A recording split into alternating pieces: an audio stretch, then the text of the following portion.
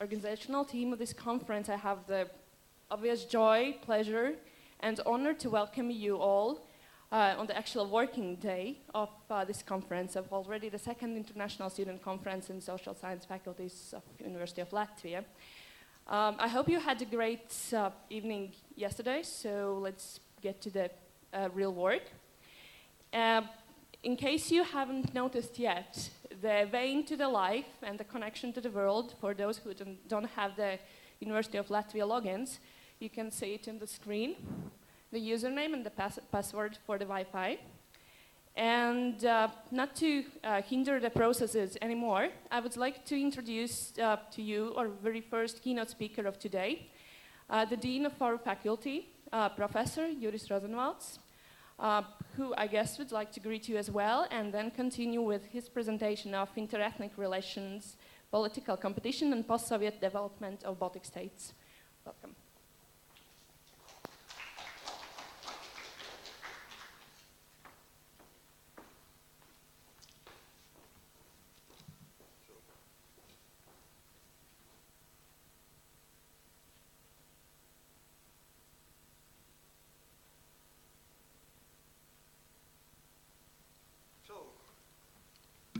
Dear guests, our students, it's my pleasure to greet you here in Faculty of Social Science, University of Latvia. And I'm really happy that it's second time when we organize a conference like this. And I think it's very important also because it's not only what big uncles and aunts organize, professors, but the students themselves, by their own initiative, they do the things, and that's why I'm very thankful for organizers of the conference, and I wish you interesting discussions, and I hope that this conference will be fruitful for you. And now, because I'm first speaker too, and time is running, so that's why I will come to my presentation. First of all, I have to say in the very beginning that making this presentation, I have to give two remarks. First of all, I oriented it towards our guests, so that's why I would like to beg pardon from Latvian students as there were some things what are well known for us, but not always for our guests. And secondly, in my presentation, I will ask more questions and give answers. I think it's quite normal situation that people may continue and may discuss these issues.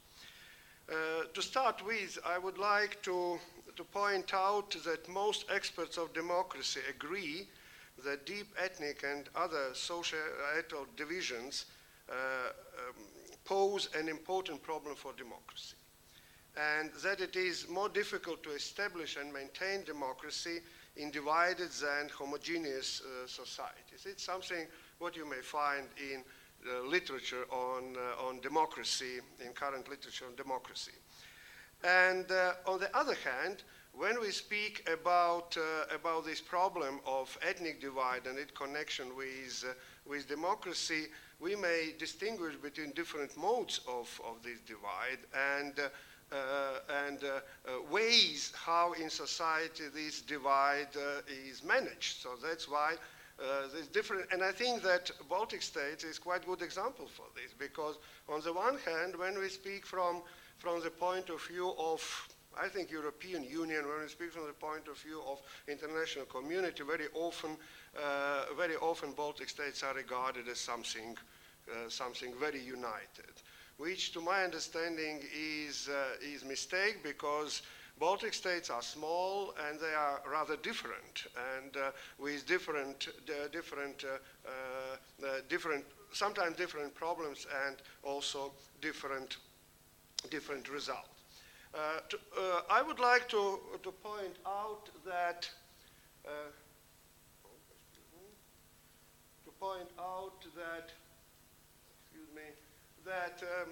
all three Baltic societies historically developed as ethnically heterogeneous societies. First of all, of course, Estonia and Latvia, and not so much Lithuania. And here I would like to underline, it's also important when we speak about developments after 1991, after renewal of independent statehood in Latvia, Estonia, and Lithuania, we have to take in account also absolutely dramatic changes, especially with respect to Estonia and Latvia. So you see that in 1934, Estonians were 88% of population. In 1959, the first census in Soviet time, I have to underline that we have no data about processes between 1945 and 1959. So it's only estimation what happened this time. But anyway, these changes were very, very, very substantial. And you see that all Soviet time, this decrease in specific weight of titular nation continued. And for example, for Estonia, it was 61.5% in 1989, in the last census in Soviet time. The same was in Latvia, from 75.5% to 52. Situation in Lithuania was not so dramatic, and it, I think, had very important impact on political development of Lithuania in years of this independent statehood. When we speak about,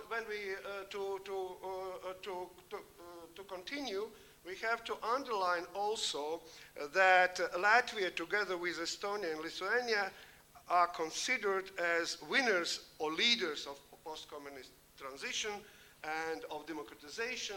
And here you see, unfortunately, not the last data from one of the indexes of democracy, Bertelsmann Transformation Index of 2010, but in 2012, in the last Bertelsmann Transformation Index, situation is very similar.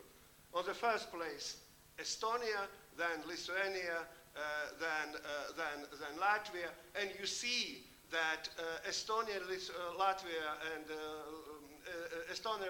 Lithuania, and Latvia are considered here as highly advanced democracies and very successful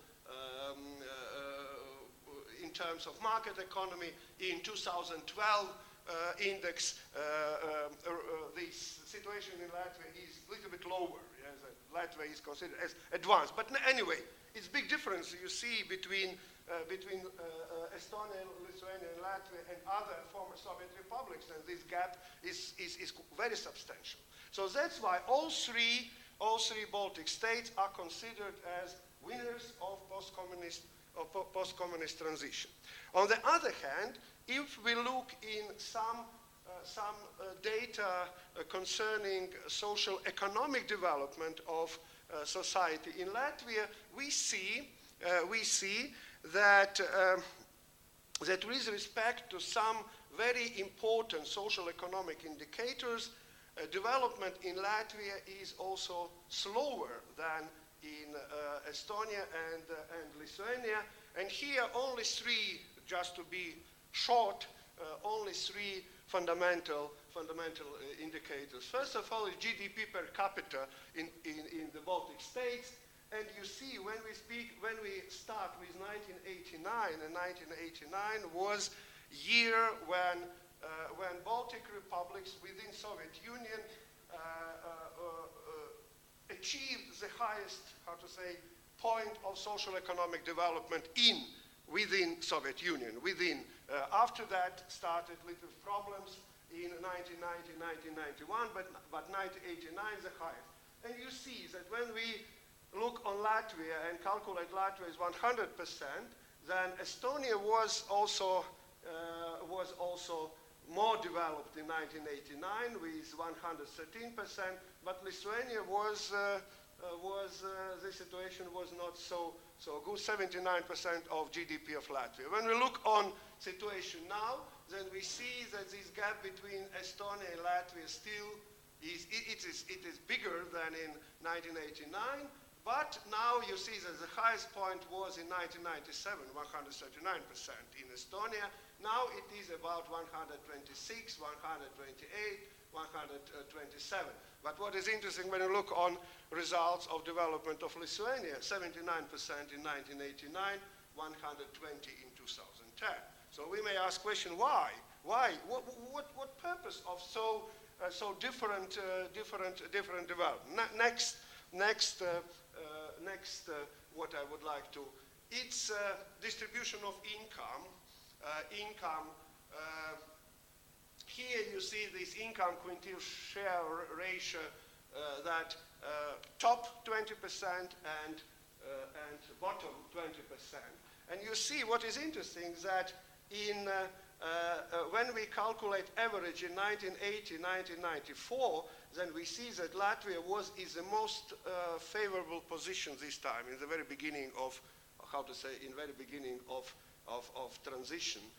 3.8, it's quite good number. It's number for, for developed Western societies. I don't speak in absolute figures, in absolute terms, but I speak only in proportions.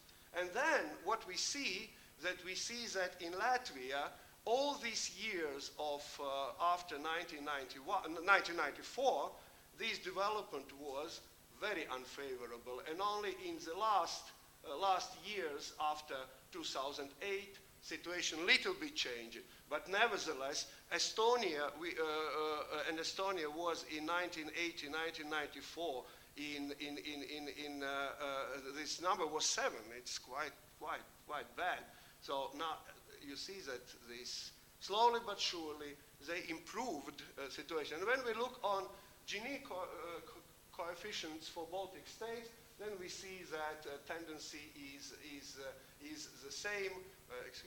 Is the same. And of course, when we compare Soviet time, when Gini coefficient was 25, it's the same like in Sweden now, for all 3 Baltic states, about 25. So, of course, in all 3 Baltic states, we cannot speak about improvement of situation, but nevertheless, the situation in Latvia is worse than in other 3 Baltic states. And the third criteria is corruption, level of corruption.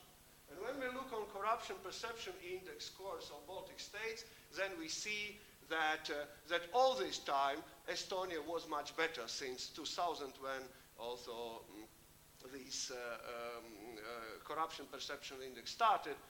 One time we were in front of Lithuania for a short time in 2008. Now again we are on the less favorable position, and we are the last ones among Baltic states. So now we may ask next question, and question is why? And is it possible to give answer to this question and to explain it, at least to start questions about this situation and try to find some explanation for it. And here we may ask one very general question: does competition matter?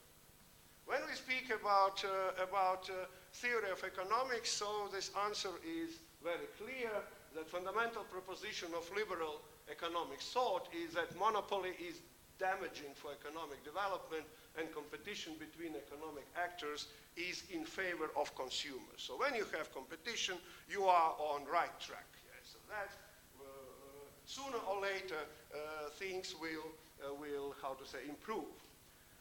And here we may ask, does competition between political forces matter for social economic development? And I would like to say that about first question, there are tons of literature written, but when we speak about this question with respect to political development, answer is not so clear and not so, well developed as when we speak about economic competition. And here in my presentation, I would like to ask 2 questions. I'm not sure that I will answer these questions, but at least ask 2 questions referring to political competition in ethnic divided societies. And these questions are the following. First of all, it's very important to ask, when we speak about mode, of political competition, it's very important to ask, is political competition between different political forces based on ethnic divide? So its main point of discussions is how to say, interests of different ethnic groups and so forth, and on contrary, on different ideological orientations and social economic programs, fostering rotation and maintenance of left-right divide, classical left-right divide.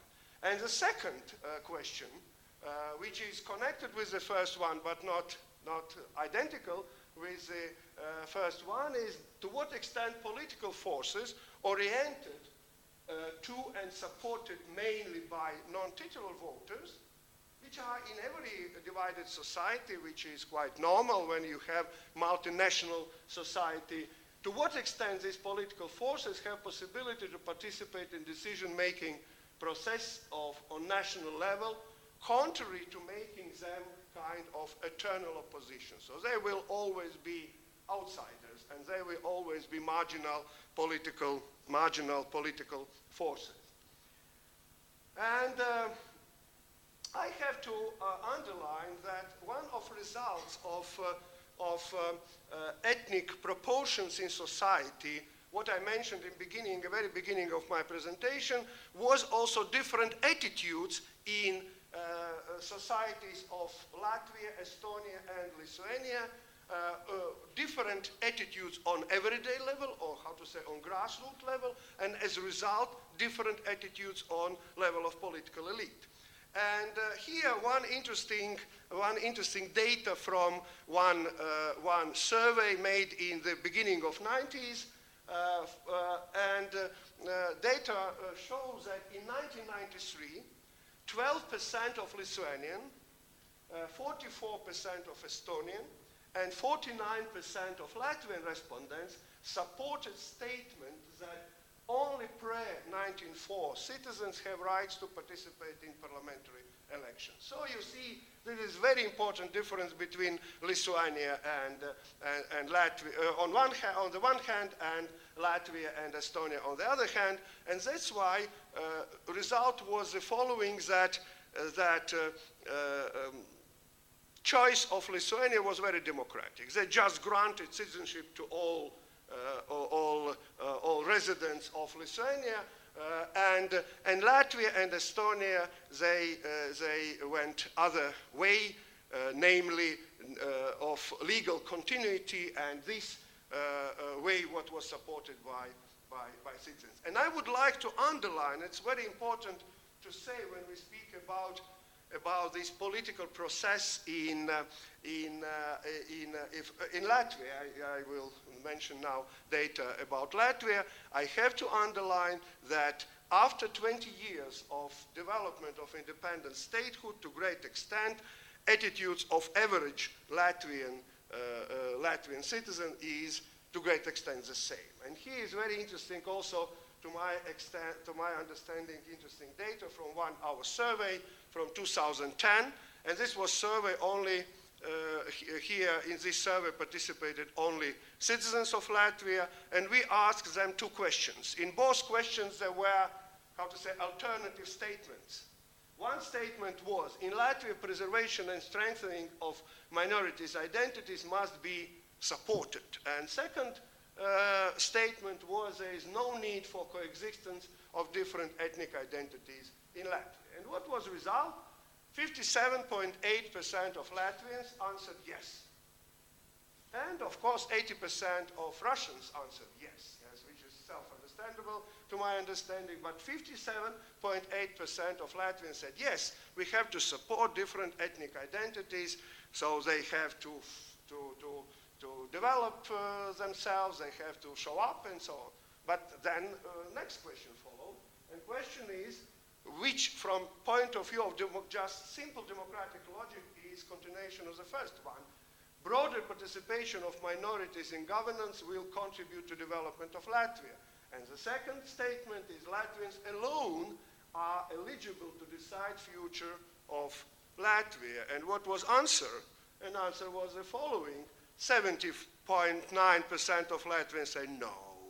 Sorry, when you want balalaika and kokoshnik, please, you are welcome. You may sing your songs, you may dance, you may do whatever you want within development of your ethnic identity, but when we speak about power, please stop it. Yes, you are not so welcome. So that's why I would like to say that when I will later speak about position of Latvian political elite and this position, how it's connected with some results, what we have after 20 years of independent development, of independent statehood, I think that we have to take these things in. And look here, you see 20% of Russians, but I will not comment on it. So, and I think that from this point of view, we may look on and ask how these questions, what I asked some slides before, how these questions are solved in 3 Baltic states. And when we, first of all, when we speak about Lithuania, we have to underline one moment, which is to my understanding quite important, that immediately after renewal of independence, in Lithuania developed quite well-structured classical right-left division, where on the one side were post-communists, leading by Brazauskas, and on the other side were anti-communists, nationalists, moderate nationalists, and leader was Landsbergis. Yeah? And I think this division, this left-right division between these former communists, left-wing oriented, and these right-wing oriented parties created quite normal political competition, where there were always two teams of politicians who were ready to form alternative government, and from this point of view, it contributed for development of Lithuania. And when we speak about electoral support for ethnic minorities parties in parliamentary elections in Lithuania, you have to take into account that this support was, you see that the highest point was 5.71%, and it's together, pro-Russian parties and pro-Polish parties, oriented to Lithuanian Poles, yes? And we may say that, of course, I don't want to say to honorable audience that situation in Lithuania is absolutely perfect, not at all, because they have very strong discussions with respect to pronunciation and of family names, about instruction language in schools, and so on and so forth. But anyway, this, ethnic division is not leading division and not leading problem with respect to political development in Lithuania. In the beginning of somewhere about 2000, this, well-balanced left-right division started to wobble, and little bit there were some changes, but I will not more comment about it. When we speak, and you see that I think that the situation when Lithuanians are about 83% of population now, so that's why it's quite normal proportion which cannot influence substantially political process in Lithuania. When we speak about Estonia, situation is a little bit different. First of all, because despite fact that 1/3 of population of Estonia there are non-Estonians, yes, this influence of Russian parties is very small. And first of all, here is zero, because first election in 1992, Russians, it was boycott from side of Russians, but you see that the highest point was 6%, and then after that, this influence of Russian parties decreased it, and in last election it was 0.999%. And you may ask, where are Russian-speaking Estonian citizens? they vote for Central Party, for Savisaar Party, which is remains of Popular Front. And what is very important, and for me it's very important point, that position of Central Party in Estonian political landscape is very contradictory. During last years, this party started to be a little bit stigmatized because they have some cooperation with United Russia, with Putin party, yes, and that's why Estonian parties not always are eager to cooperate with them. But nevertheless, Central Party was 3 times in ruling coalition.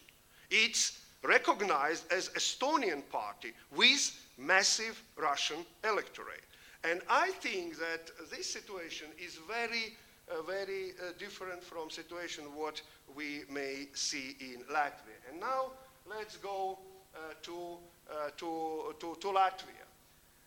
When we speak about our party system, that we have clear division on ethnic basis. We make clear divide between Latvian parties, and here you see when we speak about Unity, Reform Party, Union of Green and Farmers, National Alliance, that 89% in Unity, 87.8 in Union of Greens and Farmers, 93 in Reform Party, and 94.6 of National Alliance are Latvians. And when we speak about Harmony Center, this leading pro-Russian party, that 68% of their supporters are Eastern Slavs, not only Russians, because I think in Latvia as well as Estonia, it's important, I think, more correct to speak about Russophones, Russian speakers, because here when we speak about Ukrainians, Belarusians, and so on and so forth. And when we speak about now about electoral support for these Russian parties in parliamentary elections, we have totally opposite tendency comparing with Estonia, and this tendency is the following. This is permanent increase of influence, or not influence, but electoral support of pro-Russian parties. And in last elections of 2011, almost 1/3 of Latvian voters supported Harmony Center. So great majority are Russian speakers, but also there are some Latvians. And we speak that also number of seats of Russian parties in Latvian parliament increases all the time, from 11 in first Saeima to 31 in 11th Saeima. On the other hand, I would like to underline also that when we speak about this influence of this ethnic divide in our political, in our party system, we have also to speak about, no, I don't know, it's not very correct designation, but I would like to say a little bit schizophrenic consciousness of average Latvian voter. First of all, we don't have this clear divide between left and right, because I have not so much time to speak about it, but unfortunately we may say that during years of singing revolution and during these years of renewed independent statehood, we may say that that left in consciousness of majority of Latvian voters, especially Latvian-speaking voters, associated with Russian.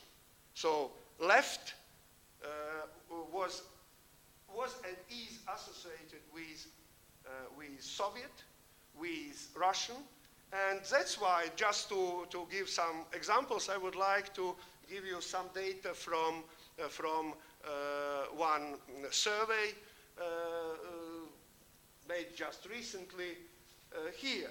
When people are asked, what kind of the state do you prefer? And they have three options. The liberal state with, how to say, emphasis on individual rights, on freedom, Then a conservative state with main idea of order, tradition, and then socialist state who takes care about every citizen of the state. And you see that when Latvian voters are asked, what kind of the state do you prefer? They clearly answer socialist, 58%. When you don't mention word socialist, when you don't mention word left, you just say, please, there are tasks and goals of the state, then they choose socialist state. 28% conservative and 5% liberal. But when you ask next question, and next question is the following, what is your ideological self-identification? When just people are asked, are you left, right, or are you in the middle? Then you have very interesting that only 4% said, I am utmost left, or how to say, radical left. No, here this word radical is not usable. I am rather left, so altogether 11%.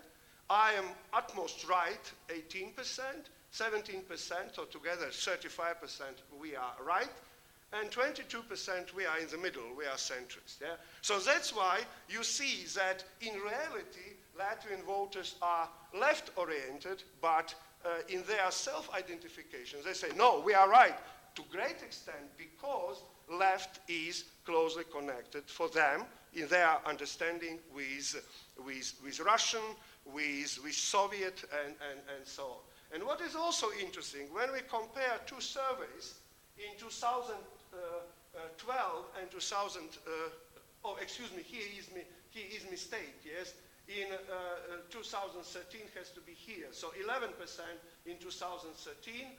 In year earlier, there were 16% who said we are left. And when we ask, it's also my hypothesis only, I don't have empirical data just to say I know for sure, but if you ask me explanation, to my understanding, this explanation is a referendum on language, what we had last year. And this referendum on language, of course, was to a great extent based on ethnic divide, yes? And when we look on results of a referendum, first of all, we may say it's very high voters turnout, 71%. It's very high. Then we see that 74.8% of citizens who participated voted for Latvian language as the only 24% of participants voted for Russian language. And it's approximately the same proportion as proportion of Latvians and non-Latvians in body of citizens at all. So that's why we have clear ethnic divide within body of citizens. And this is distribution of citizens what we have now. And you see when we calculate all citizens, then we have approximately the same number. So, and when we ask now, and I come to the end, about consequences of prevalence of ethnic divide in political spectrum for social and economic development in case of Latvia. And I think that we may speak about at least about three substantial consequences. First of all, its dominance of right-wing ideas. So it's very effective instrument for, how to say, for working with citizens just to use this proposition, yes, that for Latvians it's natural to vote for right-wing parties. And as a result, I think we had, it's different from Estonia, it's different from Lithuania. We had dominance of right-wing parties all 20 years of renewed independence. It was no real concurrence because left-wing political forces in Latvia are very weak. And we may say that in Latvia we don't have civilized left political alternative, which is normal for Europe. Secondly, we may speak that this situation produces diminishing of choice possibilities for citizens. Because when we speak about formation of government, I said that we have 31 seats for pro-Russian parties. It's a bigger fraction in our parliament, but this fraction is isolated, at least on surface. I don't speak about, how to say, this political kitchen, but on surface it's isolated. We will never cooperate with them. We will never invite them to coalition. As a result, we have situation of two kinds of opposition. We have one opposition, so-called, as I may say, opposition, our opposition, who has some possibilities to come to government, and we have eternal opposition, who will never come to government. And it creates also situation of, what I may say, of irreplaceability for some political forces. I don't have time to explain it in details, but we may say that it provokes these political forces to, how to say, to ask what they don't deserve, and I think it's one of the main topics now in political agenda in Latvia, it's situation in government. Yeah. All the time, yes, it's how to say, terrarium of friends who cannot live together, but they cannot live separately also, because there are no alternatives. And that's why, as a result of this situation, we have the following. For example, when we look about duration of government, average duration of governments in Latvia, it's much shorter than in Estonia and Lithuania. In 20 years, from 1991 to 2011, in Latvia were 17 governments, in Estonia 11, in Lithuania 10. And this is a question about how effective is government in their work. And at last but not least, I would like to say it's increase of corruption risks, because, you know, this community of politicians who have real access to, how to say, to political means of regulation of economic life. And I would like to say, political, it's much more narrow than it should be. And that's why I think it's one of the explanations why we have this situation with corruption. Situation increased on everyday level, but we have still very high problems with political corruption, and it's concern also for European institutions. So that's all what I wanted to say. Thank you for your attention.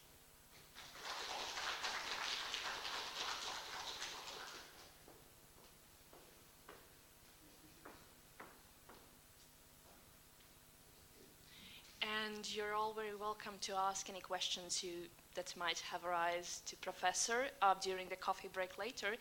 But at this moment, I would like to present you the second keynote speaker of today. And she's one of the best-known researchers of religion in Latvia and very loved by students, lecturer of our own faculty. She's Agita Misane, and she's giving you a presentation on the topic From Marginal to Mainstream, the Visible Face of Invisible Religion in Latvia.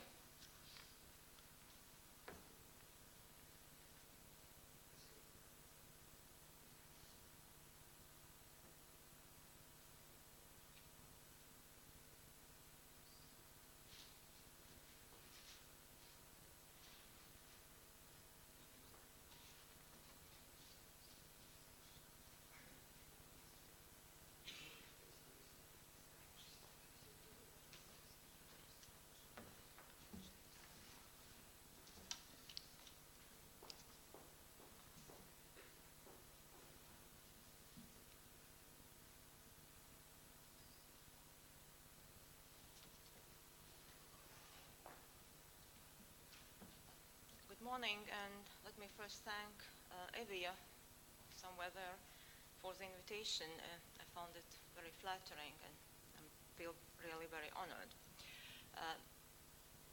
This morning, my topic is about a rather narrow aspect of religious life. And you may ask, why should we care about it? Many people nowadays believe that religion in itself is a marginal thing, and why should we care and bother about the marginal aspect of something which is already marginal. I believe it is because of one simple reason. Religion is a mirror of society, and even more so, it is a magnifying mirror. As all magnifying mirrors, it concentrates on fine details and make them look big, and that's very good for any analysis. You notice more and you see better. At the same time, there are certain risks involved, and one particular risk is that it's very easy to lose focus and get a disproportionate view of the thing you observe. And not to fall into this trap, we should always remember that religion has to be discussed very much together with social issues and political issues and economical issues. And so today I'm going to highlight some religious details from recent religious history of Latvia and try to place them in broader social context. If you look at this picture, you may think that whatever happens there, and some of you may remember, those who are from Latvia, what is actually going on in this picture, that this is certainly not invisible. It's obviously a rather big event, and indeed it is, and I'll tell you later what it is. Now, let me say that's a photo from a major cultural event. And I'd like to show how something that was originally marginal, small, alternative, grew into all-national, very common, very easily observable.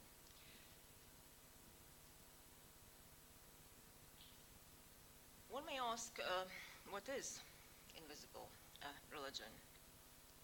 Many of us know that it is a term coined by great and famous Thomas Lookman.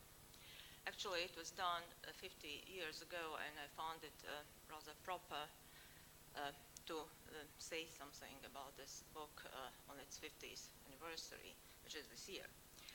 It is one of modern classics in sociology of religion, but equally it is an important treatise in social theory and in sociology of knowledge. It's not a very thick volume, but still is one of the most important books in my field. It is a highly theoretical text. It deals with things like relationship of the individual and society, different levels of transcendence, social order. It takes upon issues of methodology, but it also offers Lookman's considerations of what happens to religion under conditions of modernity, as the title clearly indicates. And what Lookman observed in the 50s and 60s of the previous century was the decline of church-oriented spirituality and how institutionalized forms of religion gave way to what he calls an invisible religion, that is a highly subjective, private, alternative, and not very orthodox spirituality. As you see from the quote, Lookman's definition of religion is very broad. In fact, it's too broad to my taste and taste of many, but so it is. And invisible religion, in its turn, could be identified in this book by what Lookman calls worldview. And it's a rather complicated definition that is offered here, but this definition caused a number of reactions and different interpretations, in fact, rather sometimes contradictory.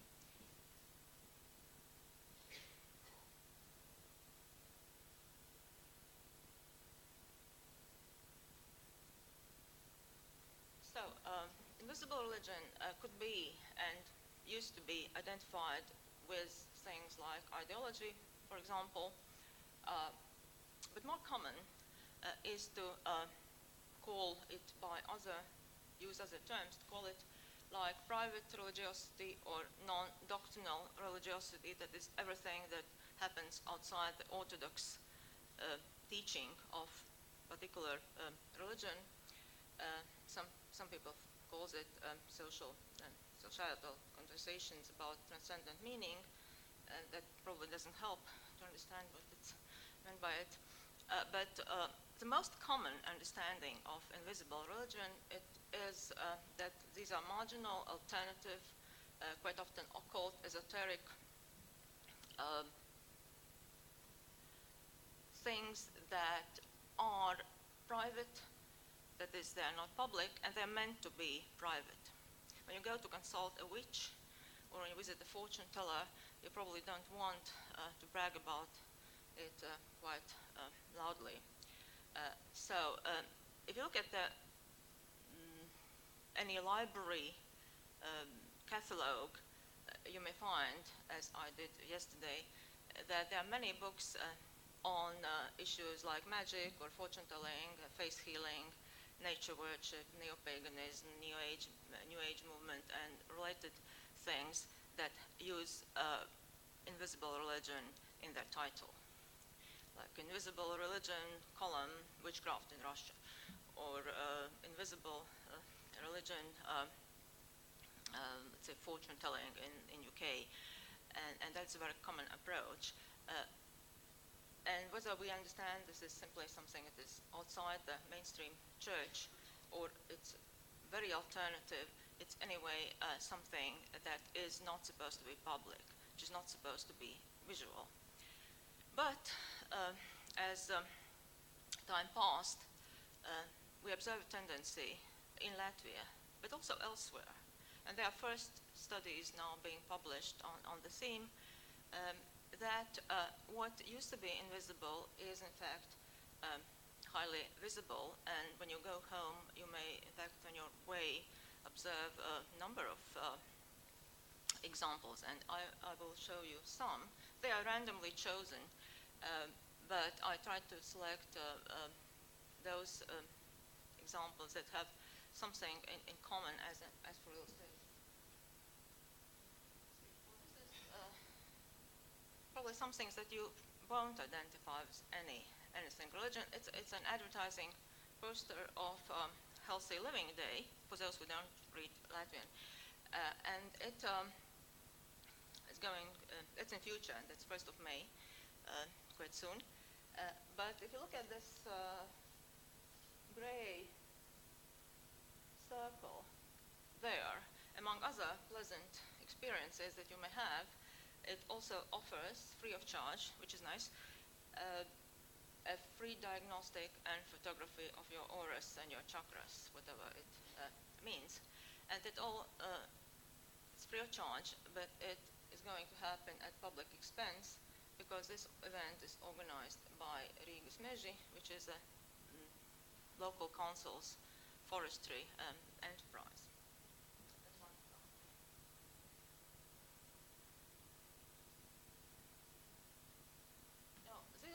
Some publications. One is a magazine called Other World, probably that's a good translation, which has rather good print run. It's published by Diena Mediju company and offers alternative view on various issues and covers lots of things like esoterica and occult and other related things. There are also two books. One of them, Cilvēks uz gaismas viļņa, or Man on the Ray of Light, is a book written by the most popular fortune teller, clairvoyant in this country, Agnese Bērziņa, also known as Ragaciem Agnese. I don't know if any of you has had half a year to wait in line to enjoy her services. If not, then I can tell that she is really the one currently, and Latvian National Television had an interview with her, I think about a week ago and a week and a half, which took much more time on the show contrasted to a couple of PhDs that were also invited to speak on religious issues. And there's also her videos and CDs, and one of them is featured there. And the fourth book, the blue one down there, is a book which was absolute bestseller on the list of Jānis Roze bookstore, and it's written by doctor, full member of, by Doctor of Science, of Mathematics, and who is full member of Academy of Sciences, and also a member of the Parliament, one of the most popular members of the Parliament, and it's a New Age treatise. This is what I would call it. It's called, interestingly, Are We Those Who We Are? That's a rough translation. This is fun. Again, if you look at the bottle, that's Latvian Nokia, really. Latvia is the first country in Europe to produce structuralized or activated water. And that is, if you ever heard of Masaru Emoto, who is a Japanese scholar and who's been famous on describing water crystals and other things you find in water. And this company produces different volumes, bottles of different volume of this particular product, which you can buy in Stockmann store, for example, and some health food stores too. And that is supposed to be very good for you. It's activated, biological, and it's done by mental powers. So you can go to the store and buy it. And there's also a poster that advertises movement meditation at our friendly Riga Technical University, and that is run by another exceptionally popular visionary in this country called Aldis Tēviņš. And if you ever look at YouTube, there's many interesting his speeches and approaches, and he calls himself luck consultant of luck, or luck consultant, veiksmes-consultants. And also he is a healer, and he does it at distance through phone and by other exotic means. And this is very popular. It's all around. You run on these things whenever you switch on your computer. The most interesting example, and I'll tell probably in greater detail about it, is the Latvian fire ritual movement. I don't know how many of you have ever participated in one, but they are gaining increasing popularity as part of local councils' yearly annual festivals. It happens in the different areas in Latvia. And it started in 1994. It's a type of invented tradition. Nobody practiced fire rituals before that date. It was run by celebrant Edita Vēja, and it happened in Ozolpils in central Latvia, and that was attended by probably 10 or 20 people. But the movement grew, and grew quite fast. It started as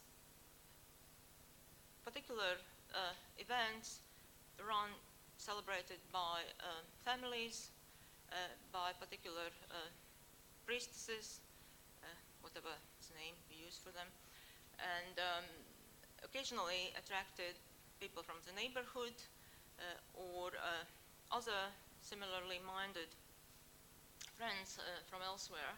But that was a rather private, not very popularized, and rather intimate event. But then the movement, yes, and I've put some description there too. The occasions were either seasonal events like solstices and equinoxes, could also be upon request, sometimes for pay, seldom, also for as rite de passage for weddings, for example, or for funerals, more often for weddings rather than for funerals.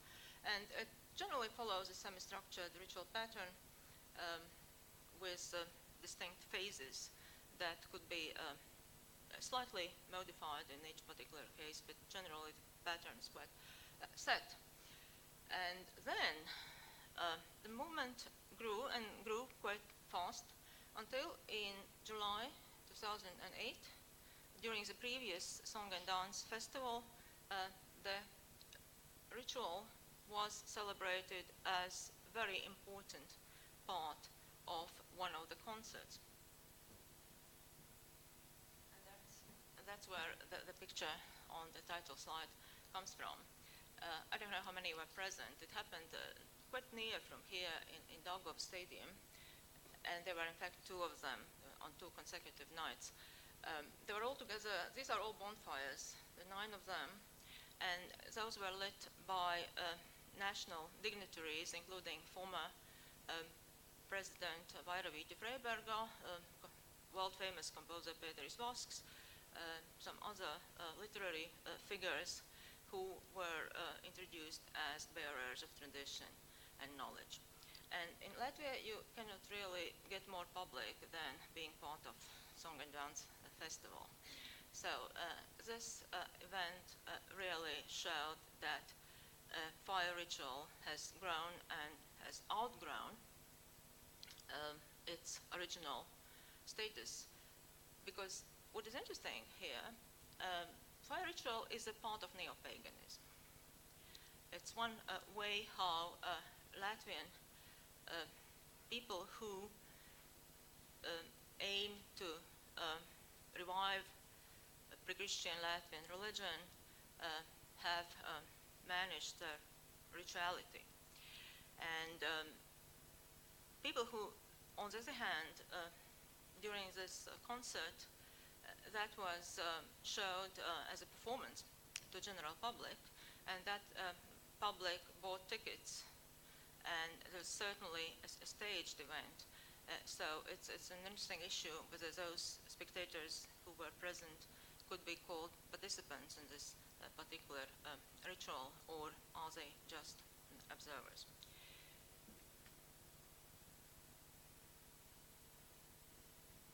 So, what can we make of it? Now, I've put together some issues that I found particularly indicative, and also some questions. Study of what we see in these examples, which is how invisible religion becomes highly visible, is a rather new thing in sociology of religion.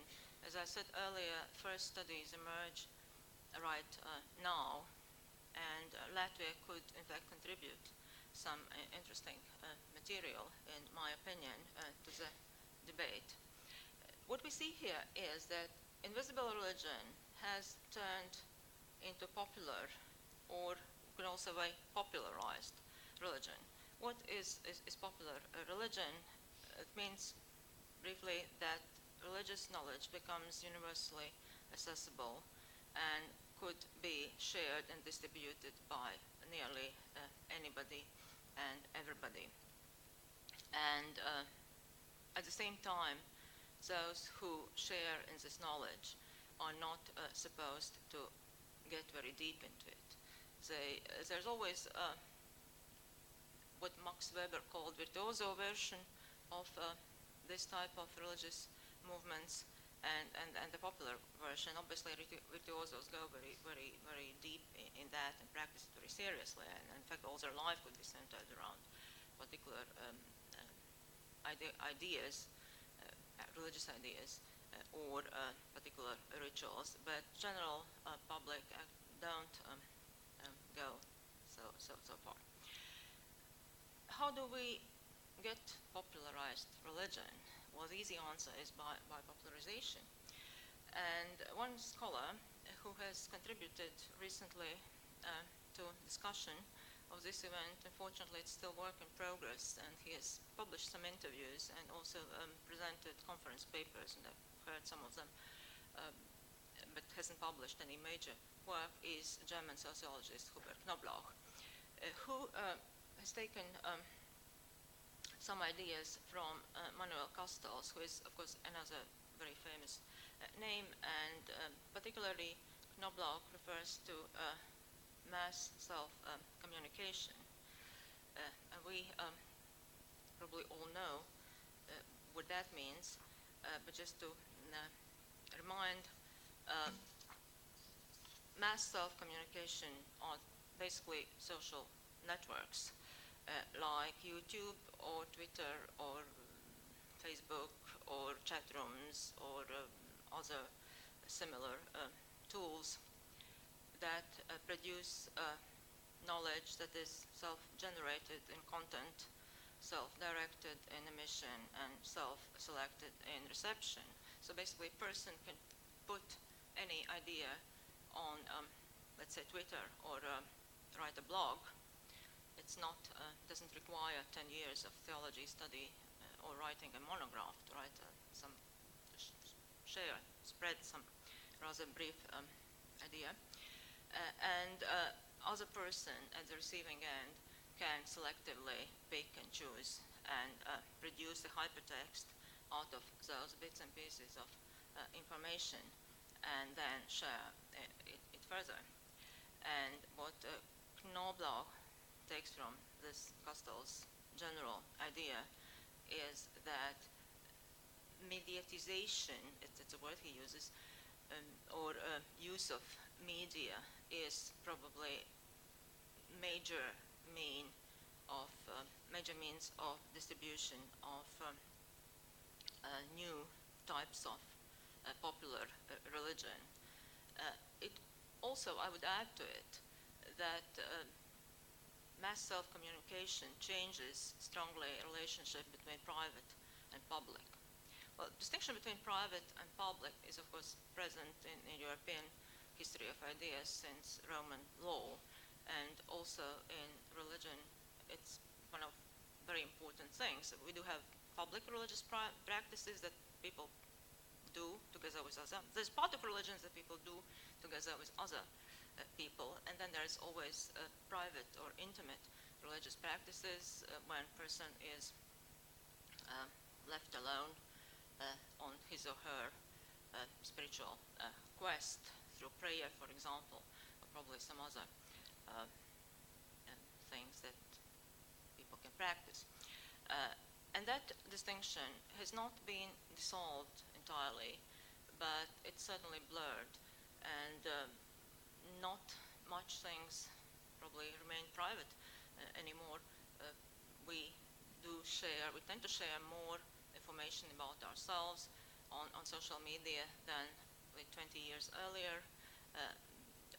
Perception of body privacy has changed. It also, the new media, as I said, they're not particularly it's not particularly sophisticated.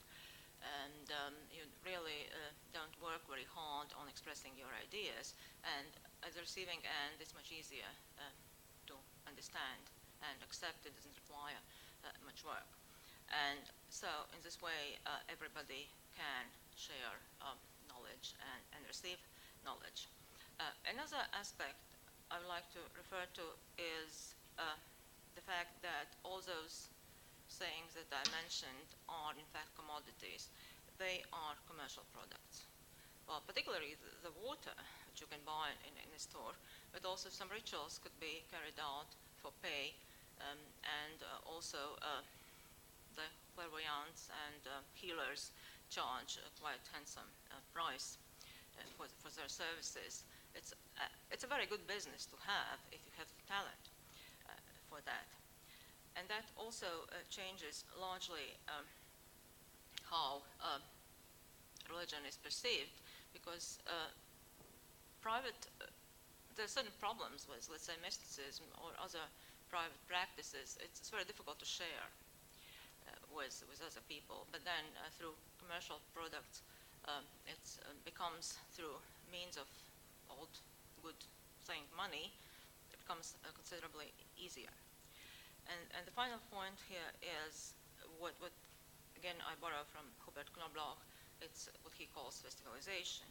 Well, religion has always strongly relied on performance. Ritual is in itself is a performative action.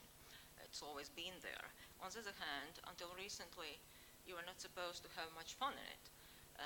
Religion is not considered, has not been considered for a long period of time, particularly entertaining thing. It's not for your enjoyment, even if joy is sometimes a reward one can receive through religious practice. There's also an issue of fashion, an issue of show. All people I mentioned earlier, both Ragazzi, Magnus, and Aldis Devinch and some other in this business, they're in fact showmen. They work very hard on their image. They work on their posture, on their gesture. They are involved in caring for their marketing through social media, but also sometimes even through public enterprises, and that those who are successful in this respect are in fact successful also commercially and get more recognition in society. So those aspects, those three aspects, in my opinion, generally put all together produce this rather interesting phenomena, of which I am sure we will hear more and more in future. And I do hope that Latvian material can, one way or another, contribute to deeper debate in future. And this is probably it. Thank you, and I'm also happy to answer your questions, probably during the break.